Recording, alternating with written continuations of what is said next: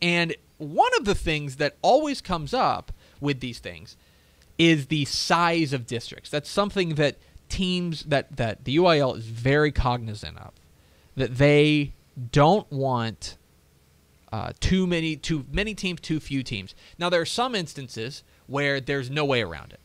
Out in West Texas in 4A Division I, there are 9 schools. It is what it is. They have to make up 2 districts to make the math work, and so there's going to be a 4-team district. It's just going to happen. Yeah. Cy-Fair, okay, the Cy-Fair ISD district has 10 teams. Yeah. These huge districts Cypress are a big part of this. Cypress Fairbanks ISD, I believe, I don't want to speak out of turn here, but Cypress Fairbanks ISD has pretty specifically requested to be all in one district. Right. They're like, we know it's big, we know it's unwieldy. Same thing with Frisco. Frisco, I think, has 9. Yeah. They're eventually going to swell. It'll be interesting to see how those things go. There are those types of things. Because there's 12 teams coming there. It has been more than 30 years since we have seen an 11-team, or nearly 30 years since we've seen an 11-team district. Right. And an 11-team district, you can understand the problems with it. We'll get into those in a moment. But now we have an 11-team district. Yeah.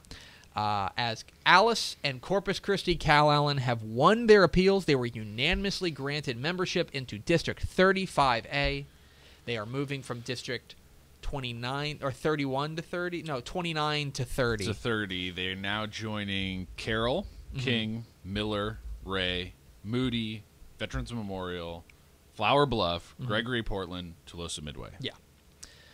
And the reasoning behind this was that they wanted to, down there in the Corpus Christi area, in the greater Corpus Christi area, there's not a whole lot of schools of the 5A size. No. And so they wanted to, the district they got put in with, there's basically, I hate to call out one school, but this basically comes down to one school. Right. It's Eagle Pass Win. Eagle Pass Win, if you're by your computer and you don't know where Eagle Pass is, go and just get on Google Maps and Google it, and you'll see. And now tell me how close that is to Corpus Christi. Because I'll tell you how much, because I got Google Maps up. 200 miles. Pretty close. 200 miles. Pretty close. And Alice ain't a whole lot closer. No. Alice is probably, I don't want to Google it here, but Alice is probably 180 miles. Yeah, Alice is, honestly, Calallen is less surprising than Alice. I'm surprised Alice got granted into that district just because Alice isn't really that close to Corpus Christi. Yeah, I mean, it is. Let's see. I can do that. Alice to Corpus Christi is I mean, it's 35 miles. It's 30 miles. I guess it's closer than I thought. It is. Yeah. It's closer than you thought, but at the same time, it's not close. No. No. So they said, hey, we don't want to do all this crazy travel to Eagle Pass. And it's important to remember that even though we're a football show and we think Texas high school football is the most important thing in the world. Ish. Other than the Pope, apparently. That this doesn't have to do just with football. That means that you are getting on a bus and driving to Eagle Pass for basketball, for volleyball, for baseball, for swimming. I mean, you have to go and all these different... By the way, if the baseball guy may interject, sure. Holy cow, that baseball district is going to be amazing. Nightmare. Sure. So the UIL grants the appeal. So Alice and Corpus Christi Calallen are now in District 30. And that creates an 11-team district, which is a blessing and a curse. Obviously, Calallen and Alice weighed these factors when they agreed to do this. When they said, okay, we want to move to 35A. But this now means that from the jump, Game 1. It all counts. In August. Yep. August 27th, whatever the date is. Better hit the ground running. That is a game that matters to get into the playoffs. Yep. And with an 11-team district and only 4 teams making the playoffs, I mean, talk about the math. So that first game, you better be a well-oiled machine. Yep.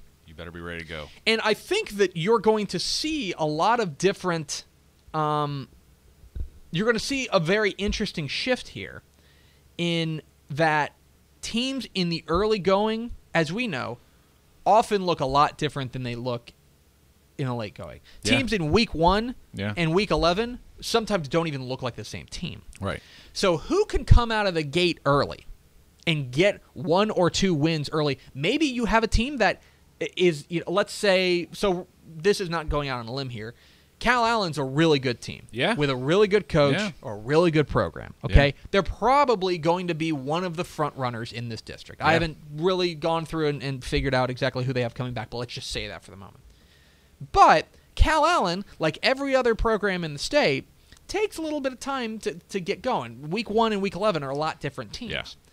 So what if you are this team on the bubble?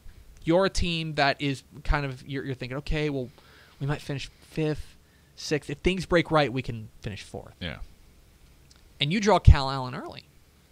All of a sudden, that is a huge advantage to you because you're not catching them when they're hitting their stride. Much rather catch the big teams at the beginning. Yeah. I mean, it sounds crazy that you want the tough teams in your district in the early going. Yeah. But at the same time, if things lighten up on the back end, right, that's a trade you make. A lot of interesting moving parts here with this new District 35A with 11 teams in it.